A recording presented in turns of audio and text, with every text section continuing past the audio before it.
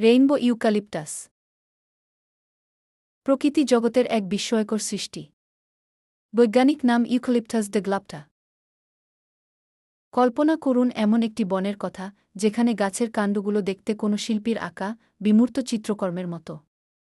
Indonesia, Philippine, Indonesia এবং Papua new গিনির গ্রীষ্মমণ্ডলীয় rain ফরেস্টে দেখা মেলে এই ইউক্যালিপটাস দেগ্লাপ্টা বা রেইনবো ইউক্যালিপটাসের। এটি উত্তর গোলার্ধে প্রাকৃতিকভাবে জন্মানো একমাত্র ইউক্যালিপটাস প্রজাতি। এই গাছের প্রধান আকর্ষণ এর কাণ্ড। কিন্তু কেন এই রং? গাছটি যখন তার বাকল ত্যাগ করে, তখন নিচের অংশটি থাকে উজ্জ্বল সবুজ। সময়ের সাথে সাথে বাতাসের সংস্পর্শে এসে এই সবুজ রং পরিবর্তন হতে শুরু করে। প্রথমে এটি গাঢ় নীল, তারপর বেগুনি, কমলা এবং সবশেষে মেরুন বা লালচে রং ধারণ করে। বাকলগুলো সব একবারে খসে পড়ে না, বরং বছরের বিভিন্ন সময়ে বিভিন্ন অংশ থেকে খোসা ছাড়ে। ফলে কাণ্ডে সবসময় রঙের একটি বর্ণিল মিশ্রণ বা রেইনবো ইফেক্ট তৈরি হয়। রেইনবো ইউক্যালিপটাস অত্যন্ত দ্রুত বর্ধনশীল একটি গাছ।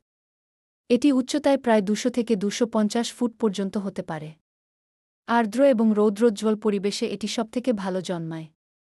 এর পাতাগুলো অন্যান্য ইউক্যালিপটাসের মতোই ঘ্রাণযুক্ত, যা পতঙ্গ তাড়াতে সাহায্য করে।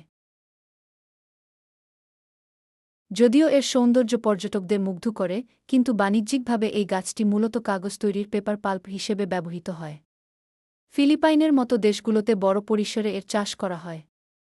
এছাড়া বর্তমানে শোভাবর্ধক গাছ হিসেবে বিশ্বের বিভিন্ন উষ্ণ অঞ্চলে এটি লাগানো হচ্ছে। রেইনবো ইউক্যালিপটাস আমাদের মনে করিয়ে দেয় যে প্রকৃতি নিজেই এক মহান শিল্পী।